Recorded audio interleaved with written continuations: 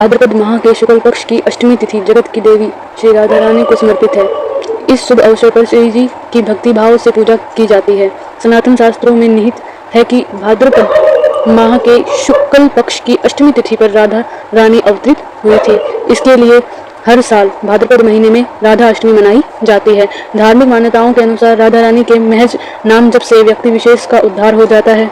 वह वैदिक पंचांग के अनुसार भाद्रपद माह के शुक्ल पक्ष की अष्टमी तिथि 30 अगस्त को देर रात 10:46 पर शुरू होगी। वहीं 31 अगस्त को देर रात 12:57 पर अष्टमी तिथि का समापन होगा। सनातन धर्म में सूर्योदय से तिथि की गणना की जाती है, इसलिए राधा अष्टमी का त्योहार 31 अगस्त को मनाया जाएगा। तो प्यारे भक्तों, राधा अष्टमी पर कुछ शुभ संयोग बन रहे हैं, वो क्या है चलिए जानते हैं। राधा अष्टमी पर सिंह राशि में बुध और सूर्य ग्रह के होने से बुध आदित्य योग बन रहा है और साथ ही सिंह राशि में केतु सूर्य और बुध के होने से त्रिग्रही योग का भी निर्माण हो रहा है। और इनकी पूजा, श्री राधा जी की पूजा किस विधि से करनी है चलिए वो भी हम जान लेते हैं। प्रातःकाल स्नान आदि से निवृत्त हो जाएं और उसके बाद मंडप के नीचे मंडल बनाकर मध्य भाग में मिट्टी या तांबे के कलश को स्थापित करें। कलश पर तांबे का पात्र रखें। अब इस पात्र पर वस्त्र आभूषण से सुसज्जित करके राधा जी की सोने की, अगर संभव हो सके तो सोने की, वरना किसी मूर्ति स्थापित के तत्पश्चात राधा जी का षोडश उपचार से पूजन करें। और ध्यान रहे कि पूजा का समय ठीक मध्याह्न का होना चाहिए। पूजन पश्चात पूरा दिन उपवास करें अथवा एक समय भोजन करें। दूसरे दिन श्रद्धा अनुसार सुहागिन स्त्रियों तथा जो ब्राह्मण हैं उनको भोजन कराएं व उन्हें दक्षिणा दें। चलिए अब बात करते हैं कि हम राधाष्टमी के दिन क्या ना करें और क्या करें। तो देखिए, पहले हम देखते हैं कि हमें क्या क्या करना चाहिए। तो राधाष्टमी के दिन सुबह जल्दी उठकर शुद्ध जल से स्नान करें। स्नान के बाद साफ और स्वच्छ कपड़े पहने ताकि मन और शरीर दोनों पवित्र रहे।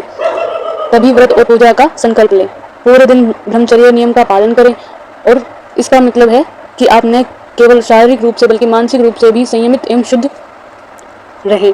इस दिन राधा रानी को केवल ताजी और पवित्र चीजें जैसे ताजे फल, दूध से बने हुए प्रसाद, फूल, खीर इत्यादि ही भोग के रूप में लगाएं। पुरानी और अर्ध पकी हुई जो चीजें हैं उनको अर्पित न करें, वो शुभ नहीं माना जाता। पूजा के बाद राधाष्टमी व्रत की कथा का पाठ करें या सुने। इससे व्रत की महिमा और धार्मिकता बढ़ती है और मन को आध्यात्मिक शांति मिलती है। व्रत खोलने का समय खास होता है। शुभ मुहूर्त में ही व्रत का पालन करना चाहिए ताकि पूजा का फल पूर्ण रूप से प्राप्त हो। जल्दबाजी न करें और समय का सम्मान करें। व्रत खोलते समय उसी प्रसाद को ग्रहण करें जिसे पूजा में राधा रानी का भोग लगाया गया था।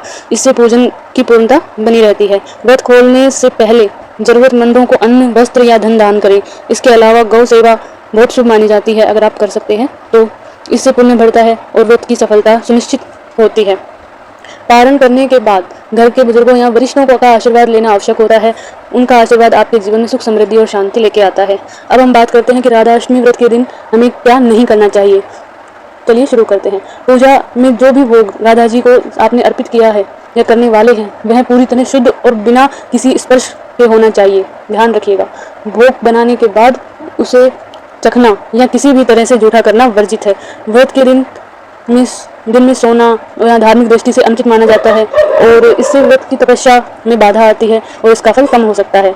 इस शुभ दिन शरीर की जो कटिंग है जैसे बाल, नाखून, दाढ़ी काटना वर्जित होता है। इसे अशुद्धता का प्रतीक माना जाता है, इसलिए इससे बचना चाहिए।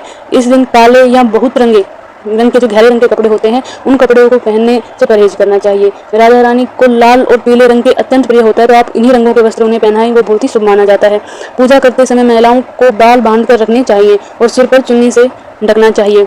यह श्रद्धा और शुद्धता का प्रतीक होता है। पुरुषों को भी सिर पर रुमाल या कपड़ा रखना चाहिए। राधा रानी की तिथि के दौरान बाल धोना वर्जित माना जाता है। यदि बाल धोने की आवश्यकता हो तो यह कार्य अष्टमी शुरू होने से पहले ही कर लेना चाहिए।